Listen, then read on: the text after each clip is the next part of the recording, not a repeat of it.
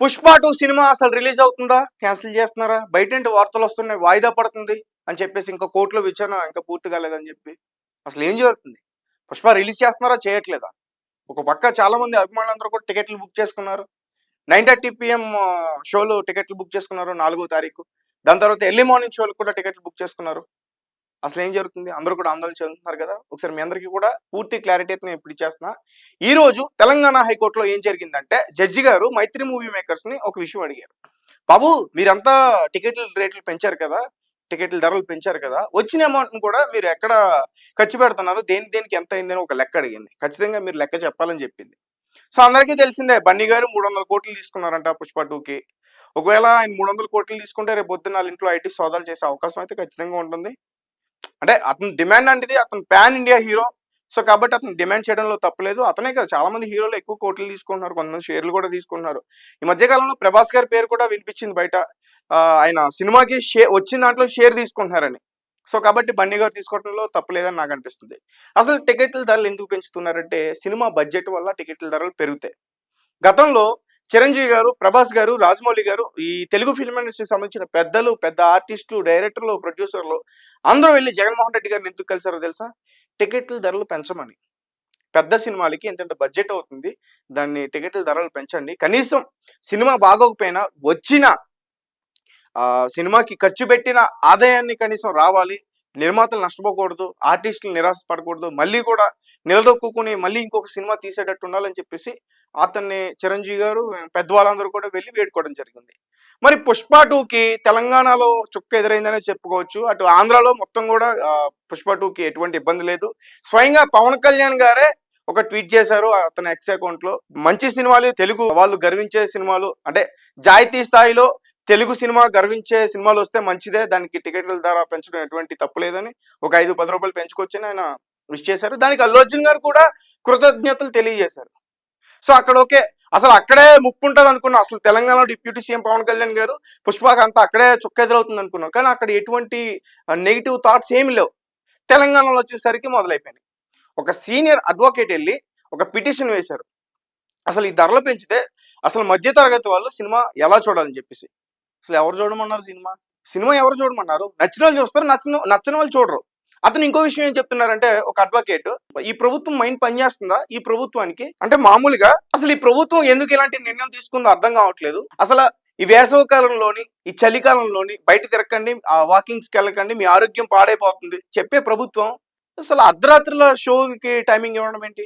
అసలు ఈ అర్ధరాత్రుల షోలకే టైమింగ్ కాకుండా మళ్ళీ 5వ షోకి టైంకి పర్మిషన్ ఇవ్వడం ఏంటి అని చెప్పేసి ఒక అడ్వకేట్ అయితే ఈరోజు అడగడం జరిగింది.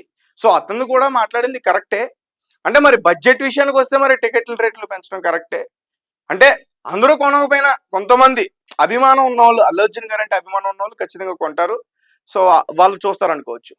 సో ఇది ఈరోజు హైకోర్టులో జరిగింది.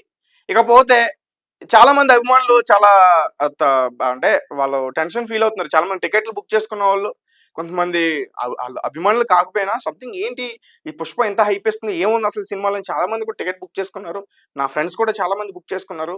వాళ్ళందరూ కూడా ఇప్పుడు భయపడుతున్నారు. అమ్మో వీళ్ళు ఏంట్రా సడన్ గా ఈ డెసిషన్ తీసుకున్నారు, అసలు ఇప్పుడు ఆ టికెట్ ఉందా లేదా, క్యాన్సిల్ అయిపోయిందా, సినిమా అసలు ఆ టైంకి రిలీజ్ చేస్తున్నారా లేదా, క్యాన్సిల్ అయిపోయిందని చెప్తున్నారు.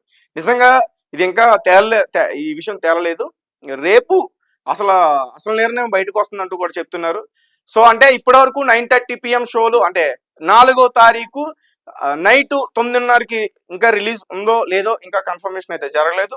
కొన్ని థియేటర్స్ లో అయితే చాలా మంది టికెట్లు కొనుక్కున్నారు. ఒకసారి మనం చూస్తే మనకి పూర్తిగా అర్థమవుతుంది.